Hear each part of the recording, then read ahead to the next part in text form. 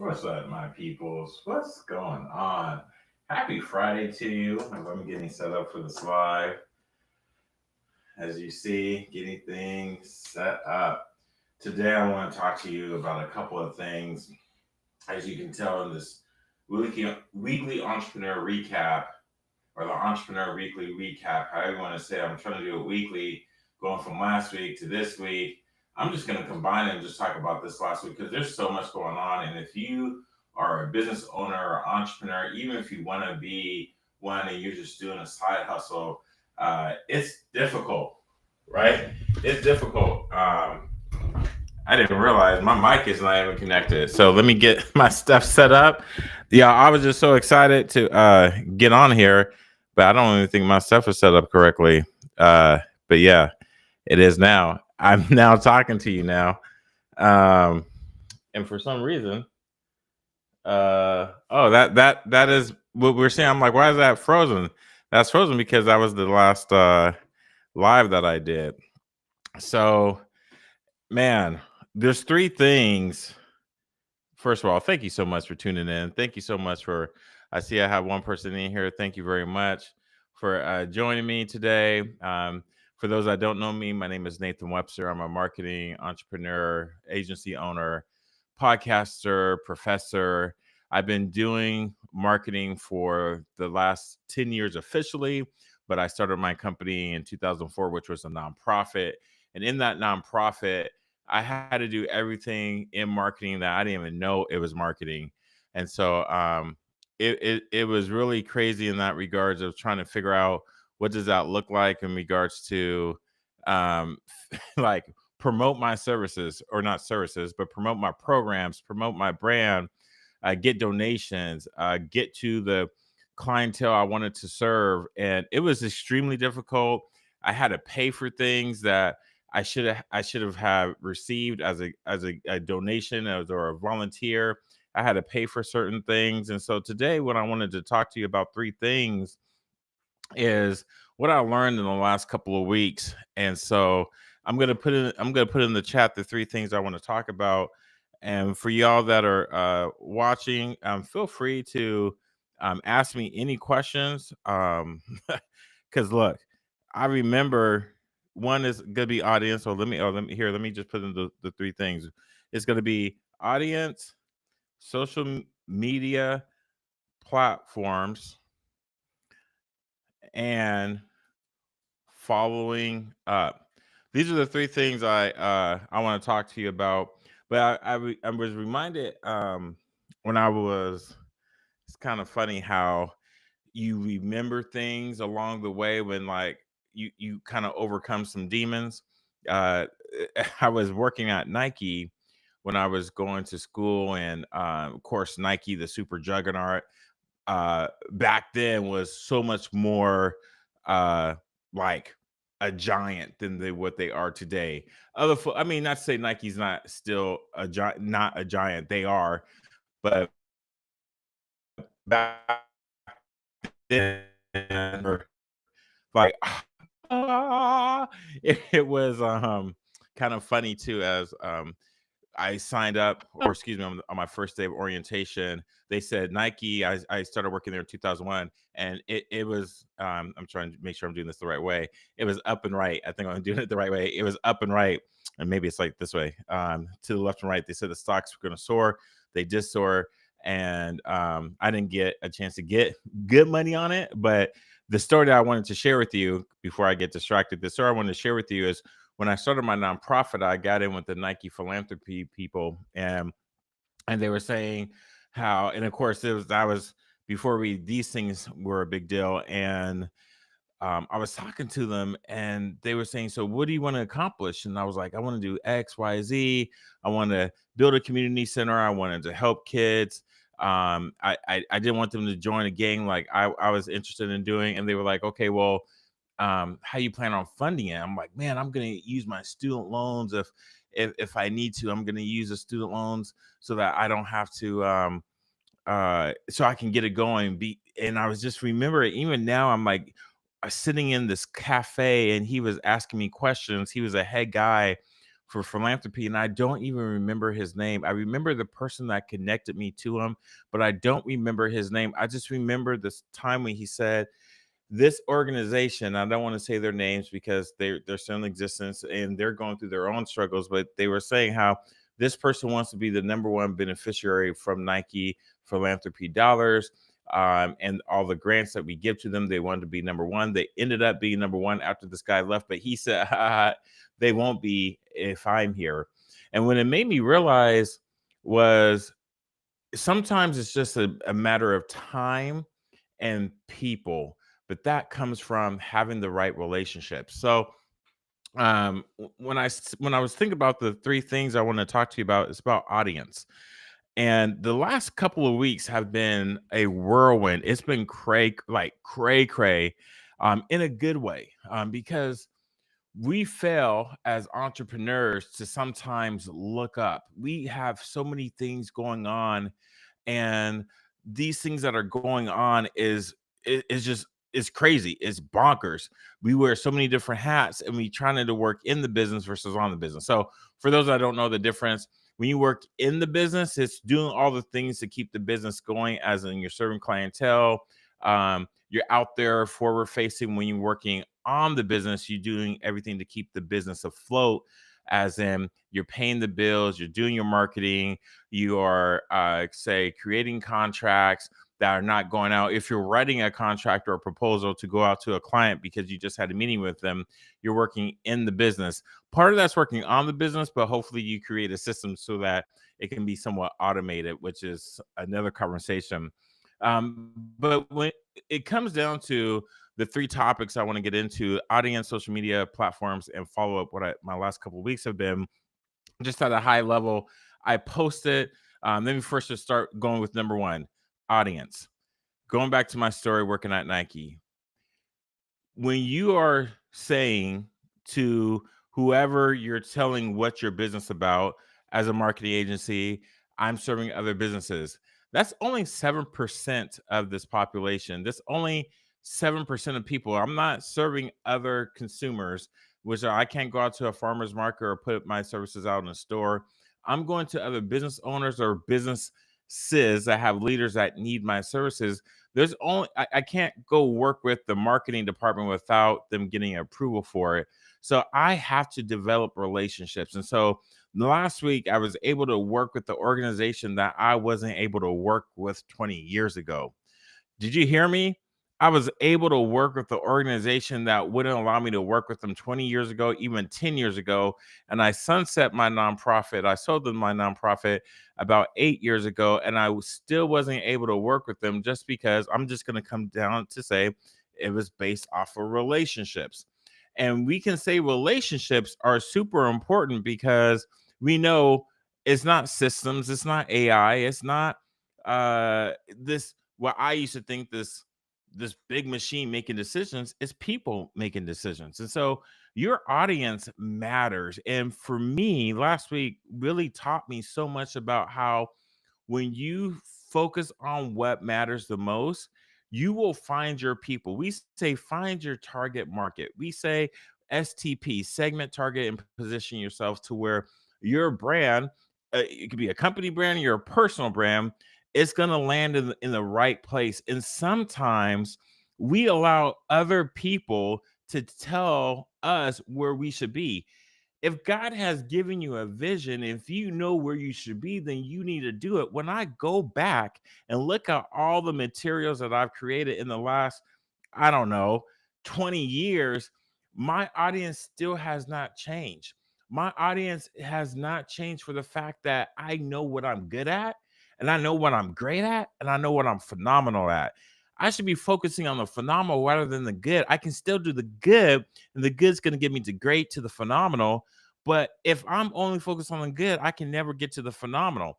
And the part about the audience is we try to serve too many people instead of just serving just one. So one of the things that I realized was I was doing too much. And I'm going to jump down to number three: follow up. I'm going to just quickly talk about that because following up is core to any sales. any marketing that you get to, especially just a regular meeting, just you can just say basic relationships. But part of having the right audience is following up with them to ensure that you're delivering on what you say you're going to do. So let's jump back to number one to close that out so we can go to number two, the social media platforms. So the last 2 weeks for me, when I've been focusing on the audiences that I know that I work with very well, I'm phenomenal at delivering my value proposition. My spirits are high, my business is high, my profits are high, my sales are high. Everything's working in the direction that I want them to work in. So let me jump to number two, social media platforms. So I just talked to you about how, and again, if you guys have any questions, like please ask me because I just feel like this is the part where like I didn't ask questions when I was at a point in my career because I didn't want to look bad. And if you're just starting off, of course, you're not going to have all the answers. Even today is a brand new day.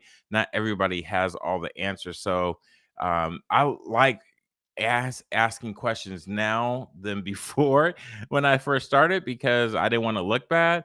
But just in case you don't know, if you don't ask questions, you will look bad because we know you don't know the answer. We know that if you knew the answer, you were already executed on it.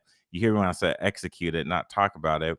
And going into these social media platforms, I spent, oh my gosh, an ungodly amount of time on TikTok last week. I posted probably about a good 5, 6, 7 videos. When I usually post maybe two, I went live like 3, 4 times. I made like $3.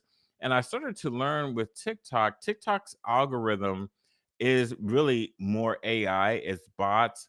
And there's like three different ways you can earn money on TikTok, from posting to the shop and going live.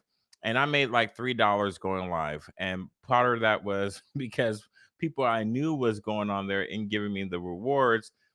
And it was really my son. Thank you, Jaden. But when it came to understanding how that platform works, and yesterday, was it yesterday? I think it was 2 days ago. I was following this one person on TikTok and they were trying to sell me stuff, right? And then all of a sudden, that user was gone. And this user was one of the higher TikTok influencers, and they were gone. I guess some way, somehow, which I found out like TikTok, they be removing people like crazy because I knew someone else that was on the podcast. They were on TikTok and they got removed because they violated a policy. So what I found that with the social media platforms is TikTok, man, they are one to you're it's a job. Like if you don't think that's a hustle, that's a grind. And I want to bring up the person that found last night that talked about that. Let me see. Let me just profile because I want to get that person of. Oh shoot, where can I find them at? It was right here. His name is Tyreek Toji.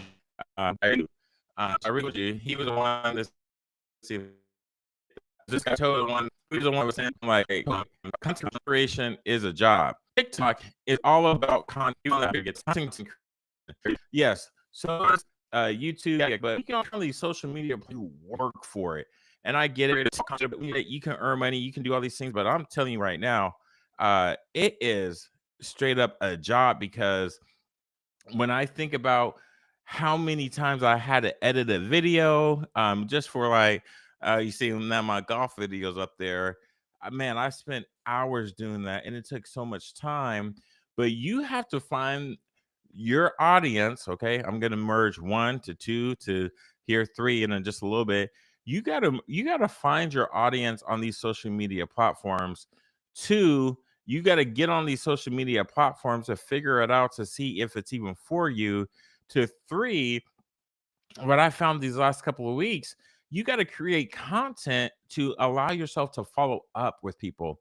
So in my weekly recap, I'm gonna put it up here. Um, I realize TikTok is a lot of work. Period. Like I'm putting. Let me put that in the chat because I realized TikTok's not for me. One of the key things that I am telling you this is because when I am telling my clients, I want you to find one platform that you feel you can dominate on and be comfortable with. And I in saying that, I have to go on these platforms to figure out how do they work. It's one thing if you read an article or a best practice or watch a video, but it's another thing when you get on there and do it yourself. And when you're doing it yourself, it's a lot different than you doing it for your own client or for someone because you're 100% vested in it. So, um, I only see one person on there have it done, not asking any questions. So let me keep moving on because let me get comfortable with this because one of the biggest things from this my weekly recap as being an entrepreneur is just being honest with how hard it is. And I'm not able to talk to a lot of people about my fears or my insecurities. And when you're in these places, if I'm going to keep it real, sometimes it's like, why do I got to do this? Right. And that's what I was saying earlier about I'm just doing the stuff that I'm good at instead of doing the stuff I'm phenomenal at. If I'm doing the stuff I'm phenomenal at, I can't wait to get up and get to those places because I'm about to shine. I'm going to have a good time and it's going to be lit. But what I found when I'm putting myself in good places, just like I'm only going to get paid good, I'm not going to get paid phenomenal. It's not as fun. Like when you see on Shark Tank, they said, I'm not even going to get out of bed for that. I'm coming to the place in my career as an entrepreneur where I have to use my energy wisely. And that's where I think a lot of people get in a lot of trouble when they start their companies. Like my company, I have subcontractors. I don't have any employees. So when I look at my team or when you look at my company, you can say like he's self-employed. Yeah, that's what I built unconsciously, not knowing that I was building that. But do I really want employees? At some point, yes, I will want employees, but employees require me to go through a couple of things that right now I haven't established it. And that takes time to build up that infrastructure. And I have to really consider what type of infrastructure am I building? Because one of the main things that I really wanted when I started this company was an office. And the office was initially I got the home office and I moved into the a real office. And what's funny is that real office that I had, man, I didn't have a lot of client meetings there. I was still going to people rather than them coming to my office. But having an office created that facade of I was big time, I was official. And let me put in the chat my office. Let me put in the chat here. My office was nice, but not needed. Have you realized sometimes that we do things that is not needed? And I'm like, put if comment, please. Let me like my office. I thought that I needed was not. And then guess what happens? COVID happens. It The place I was renting from didn't even acknowledge that we were gonna have a hard time paying the bills. They were like, we could restructure the lease, but I was gonna pay more in the long run, and they were locking me in. Well, I'm like, wait, no one's even in here. I'm not getting the same amenities that you promised me. There should be a breach of contract. But the company that owned it was an international company, and they didn't really care. And so I thought like my office was going to be this game changer, and it wasn't. Now we have the work from home and people creating all these cool offices, backdrops behind them and everything. And I'm like, I'm stuck at this office that I thought I needed, and because I thought it was going to give me the edge, and it didn't. Yes, it made a difference. It looked much more official, but the work didn't change. Yes, it had a lot of benefits, but what I thought it wasn't. And so what I was saying was when I'm thinking I'm doing all this good stuff, it's not great or it's not phenomenal. And as entrepreneurs, we get ourselves caught up in this mindset, and it's an employee mindset.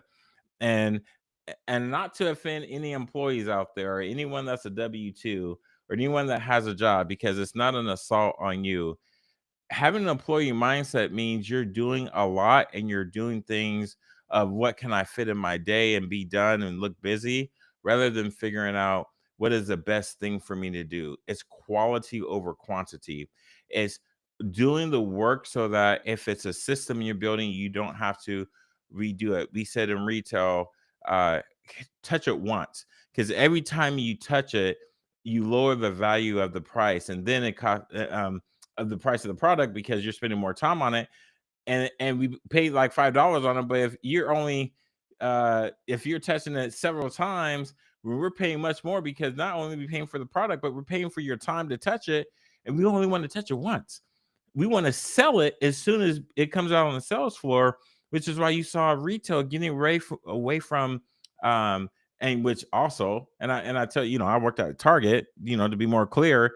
Target used to brag about they could sell, or not sell, they could build a super Target in less than 9 months, because they were in direct competition with Walmart.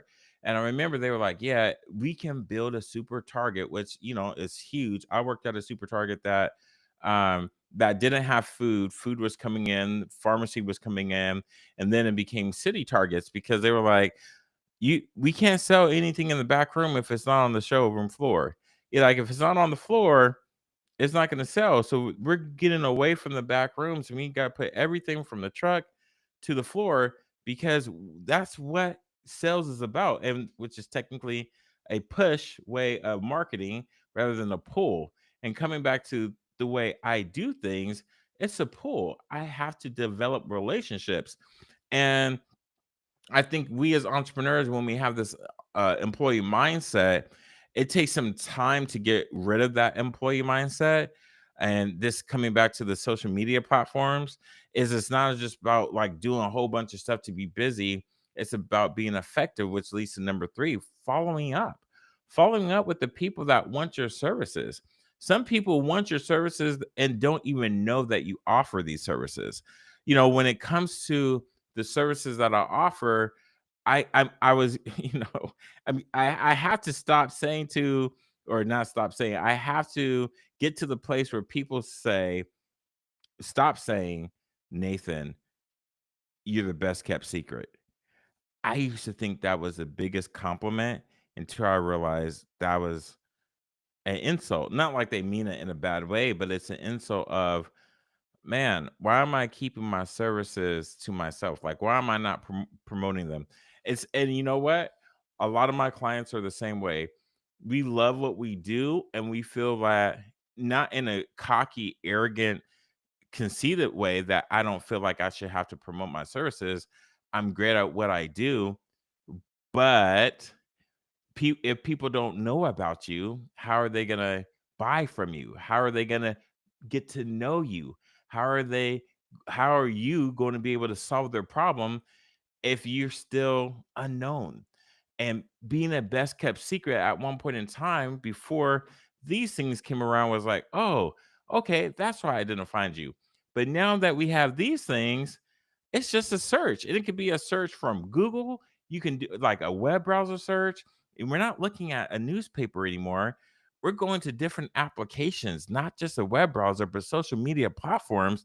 So you need to find the social media platform that can work with you, because when you start being the best, if you're working with businesses or if you're working with consumers, B2B or B2C, whichever one, if you are able to deliver your brand in a way that continues to make people feel the way you wanted them to feel, from like before you created the service, like, here, let me not like get too excited here, because this is where I get excited. All right, how do they find out about you? And how someone finds out about you, and let's just say, use an example of, you're hungry and you're looking for something to eat. You're like, ooh, what's that? Right?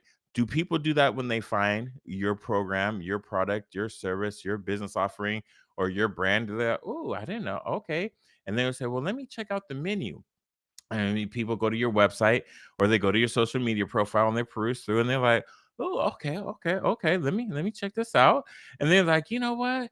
Let me give it a try. Like I'm gonna give it a try. I'm gonna be a little courageous here, do something new. I'm gonna go outside the box, check it out. And they order this food, right? They order your product, right? And they're like, okay, this is actually pretty good. And what do you want them to do? Hopefully, they like this is fire. I can't. I'm gonna. Man, let me share this out to someone, right? Now, because you put yourself out there, and that could have been from an ad. Most things we buy are from an ad.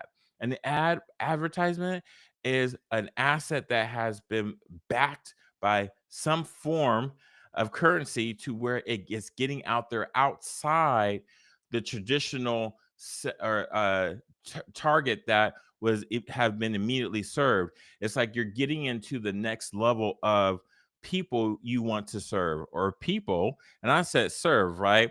I'm saying serve because I don't like to say like I sold you something, but it's the next wave of customers. And that's another conversation. But you have people that are early, um the people that want to like they're good with taking a risk, they're early innovators, to like the slow laggards. And I can't remember the term for it, but someone created like you have the people that the early innovators, the early market, to the early majority, and there's another one to like the laggards. But then you get to there's a it's called the chasm. Oh man, what is the name of it? Just look up the business chasm. Let me just look it up so I don't lead you astray here. Um, business chasm. Can't remember that book it was because it is by Jeffrey Moore, Crossing the Chasm. And let me just give you these things because I don't want you to like say, Nathan, what are you talking about? Um, it is the innovators, which is 2.5%. You have the early adopters, the early majority, the late majority, and the laggards. This is the crossing the chasm, and this was really about the tech adoption life cycle. But we know, everything we do now has some form of technology in it. And so when we're talking social media platforms, where you're engaging with your audience, are you able to follow up with them on the technology that they're using? Sometimes the technology that our older generation uses is this. That is still technology, is just low technology. But are you able to follow up with them? And maybe it's instead of you doing this, right? It's you doing this. Following up is one of the biggest things. And this is where like I want you to be able to be successful, and this is where a lot of my clients, and not even just even have to be my clients, but the way we follow up, just because we love what we do, we're so impassioned by it, we think that's enough. And I say we because I'm included in there. But this is just not me. This is like you can look at Amazon, you can look at Sheen. I think it's the way it's Sheen. It could be the NFL or Target or your local grocery store. They're going to put you into some platform that has a CRM that's going to continue to remind you that you might have something in your cart, you might have something that you were looking at, or you hit their website, they want to follow up with you to see, are you still interested in their product? Are you still interested in their service? They're following up because they want to continue to earn your business. We as smaller companies or individuals don't have that money to build that technology. So we have to buy that technology. And to buy that technology is expensive. Building it up to where it works for you is expensive. And then when coming back to the audience, it's expensive to determine which audience is going to be right for you. A lot of money that gets spent on marketing is defining your audience, defining that place that where your audience is going to be on the internet, right?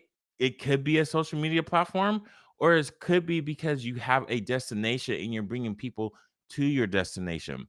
That's why it's so much easier when they say like just stay where the money's at, or when you go to a game or an event, you have people outside doing entertainment or they're selling food because they know there's going to be a mass amount of people like herd mentality. If I can just get one or two people just to give me a tip or to buy this, I can get some sales. I can get some money in the bank. That's what following up does, but in the reverse way, if you will. It allows you to get get you in front of people again and again and again. But when you don't have that mass herd ability to get it, like to always be around people, you have to build that out. And following up is one of the key things that keeps business in business, that keeps business alive. This is the last thing that I'll talk about because I think it's really important that I've learned throughout the years. You look at Sears. For those that don't know, Sears was like the epic store as a kid in America. That when I wanted to do any sort of shopping, I would go to Sears and I get their catalog. Again, this is pre social media, pre technology, and they had it. Man, you could buy a house from Sears. You could buy anything, right? And the other thing was Toys R Us.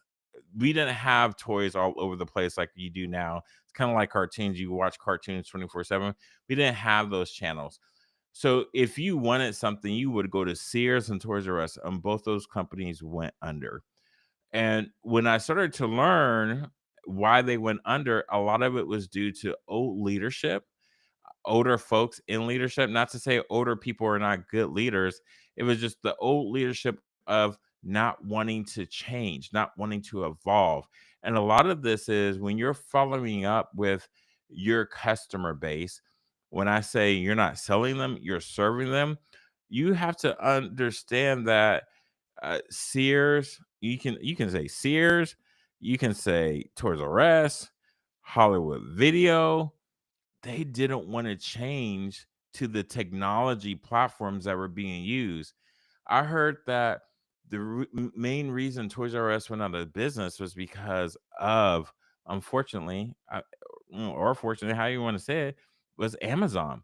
Amazon was able to uh, use their platform to help distribute the toys during, I think, Q4, and I can't remember what article I read that from, but when you don't invest in the technology to follow up and deliver, remember when I was saying earlier, when you got to follow through and deliver from the first time they've seen your brand and they have that feeling and they had a great experience, you got to put that on repeat. And if you can't, here's where you start having problems.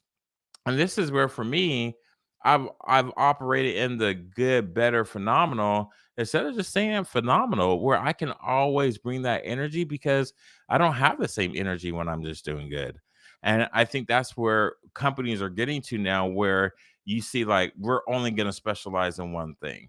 And it's so much easier to follow up that way. And so for you out there that are you still paying attention? You're still following me, which I appreciate you. I do want to hear from you and put in the comments, what is those key things that keep you excited, keep you motivated, keep you going? I love helping people because I realize sometimes, and and I can go in different ways here. Um, I try to help people, let them know that it's okay to make a mistake. I make lots of mistakes. As you see, this is live. This ain't cut. I can tell you here's what my notes look like when it came to the podcast. Let me show you. This is what they look like. The audience, social media, and follow up. Those were my notes. I'm going through last week's excitement of where I got a great sponsorship for the conference. I got some stuff for the conference done. I finished up a website, and these are all things that are phenomenal. I'm bringing the energy. I'm asking questions. I'm putting myself out there instead of just doing the good stuff. And I'll be honest, you might say, "Well, Nathan, what's the difference between good and phenomenal?" Good is the things that I did to pay my bills. Say, for example, um, I would I would teach at the college level. I'm a great teacher I'm a phenomenal teacher, but I even had to I tell one client, "Go look at my rate my professor." Man, I got so much hate, and it's okay because I'm not for everybody. But I was doing it just so I could pay the bills. I wasn't doing it because I was impassioned working at the school. I'm impassioned by teaching people, but only for the people that want to be there. Not everybody in school, including myself, was wanted to be there. I just wanted to get the grade and get out of there and do my own thing. So of course, I'm not going to be for everyone. Not everybody wants to be there. Not everybody wants to learn from me.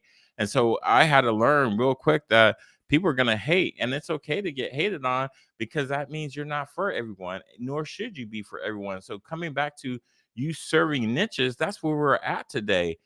People have their own way of enjoying content. The main content I give out is not entertainment. Yeah, I've danced before, but you're not gonna see me dancing or singing on here. I'm here to give you content to help your business because I didn't have this when I was going through. And so when I say finding your audience, there's my bay right there. This is something I can end on. Look at my bay, my beautiful bay.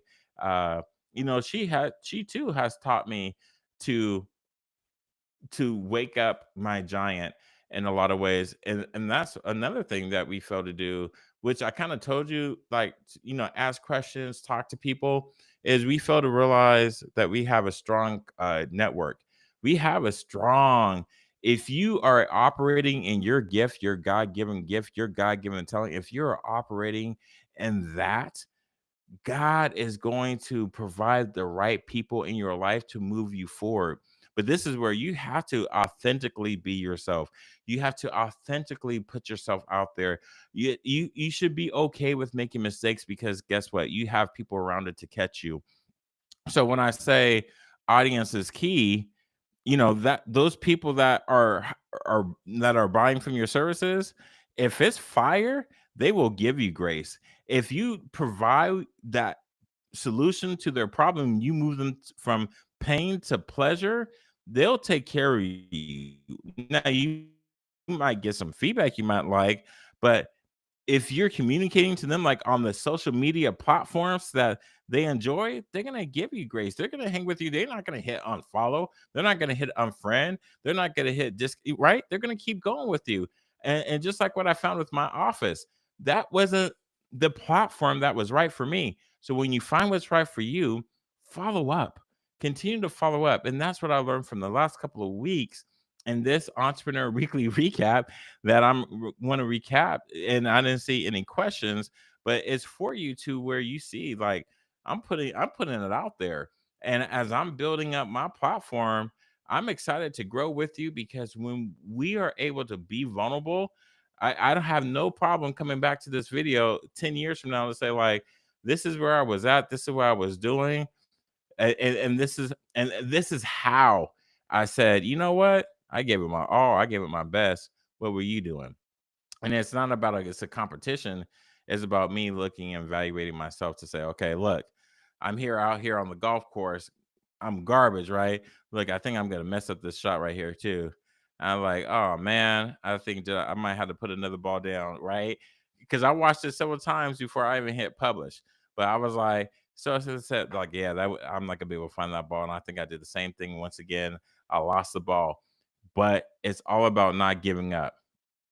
If we can just realize that if you are doing this to do it because you're impassioned by it, put yourself like I think I cut it off, but I was upset.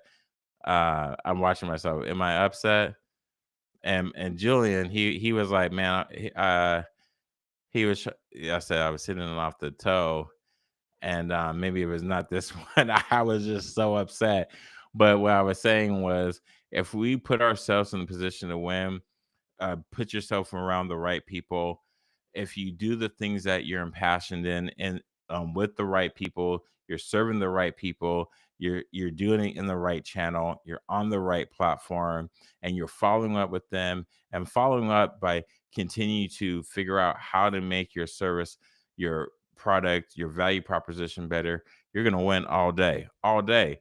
And I love to hear your feedback. If you want help in those things, if you want me to work with you on some things, hey, this is where I am more than happy to help you with.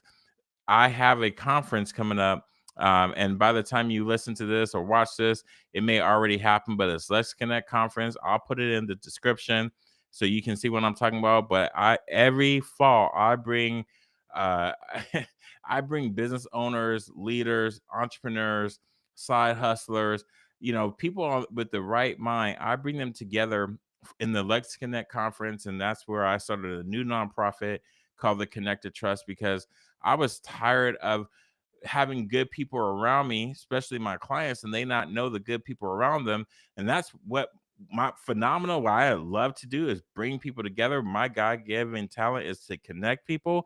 I'm like, how you not connected to this person, and that person? I have a conference, Let's Connect Conference, and you can go to letsconnectpnw.com and you can see how I've been doing it for years, but I kept it small, but I'm ready to put it out like put it out there, not just the Vancouver, Portland area, but out there to the masses. Just because how many good people, like we learned from the pandemic that there's a lot of good people out there, and we need to connect. We need each other. Why are we acting like we don't need each other? We need each other, y'all. Here, I'm gonna put it in there in the chat for those that like say, Nathan, what you talking about? Let's connect. It's the conference that I'm doing. It's this year is going to be November 13th. Oh, I can't find. Where am I at? Where am I at? Where am I recording at? It's November 15th. And it is. Oh shoot, where is? Oh, I lost where. Oh, here we go. I was like, man, where am I at here? Let me put in the chat. Excuse me, I'm saying November 15th. No, it's November 13th. It's November 13th. It is at the Holiday Inn at the Columbia. I used to have it at the Hilton in Vancouver, Washington. Um, and people call it the unconference. It's the unconference because as you see the BU, I want people to not fake the funk. I learned in the Marine Corps, faking the funk will get people killed. Faking the funk is not going to allow you to grow. Faking the funk is not going to allow you to be happy. And you see, when people fake the funk, they don't know how to help you. Like when you see, when you say, "Hey, can I talk to a manager?" Like, I need a manager, please, right? So the Let's Connect. When you go to the link there, you see, and we're still building the website. And I'm totally transparent. I say, hey, look, I'm still building this. It's not where I want it to be, but it's something. Something's better than nothing. And that's like why I got my golf putting it out there. I want people to see that I make a lot of mistakes and I'm not good at a lot of stuff, but I'm going to be apologetically me. And I want you to see without having to hand out a whole bunch of business cards and thinking you're going to work the room. Man, you have no idea. Just with one person, one connection. If you're being real, you're being authentic, you're finding your people. And this is what I found. We're not finding our people because we're getting so much information and being told to do so many different things instead of just getting in the room and just talking to people, having authentic conversations about people. The Let's Connect conference allows you to be who you are. And it's not about a program, it's not about a speaker, it's not about a workshop. It's about you getting to the place where you need to be. So, they say you only get what you put out. This is all about you connecting. That's why it's called Let's Connect. You're connecting with the people that will help you get to where you want to be. And this allows you to find the right audience. The platform is in person and follow. I have one person that says, I've been to all of the conferences and I still haven't been able to connect with everyone, right? Because when you connect with people and it's not surface level, man, it goes so much further. So thank you for those that have joined me. I hope to see you at the conference. But if you have any comments, put them down below. Follow me. I let's engage. The best thing I learned from this last couple of weeks that as I'm doing this is do the phenomenal things that impassion you. Do the things that are going to be something where, as we used to say in church, or they still do say in church, I'm starting today. So what they say, don't leave the way you came. So I'm starting today to be able to not having to do the same stuff I did yesterday, because I'm just tired of the same thing not working. When you get to that point, like, man, like I'm tired of this. But that means you got to do In order to be where you want to go where you never been, you have to do what you never done. So with that, y'all, I wish y'all nothing but the best. We're gonna call it a wrap. Make sure y'all follow the show. Uh, I don't see any comments here. So until next time, y'all, I wish you all nothing but the best. So dream big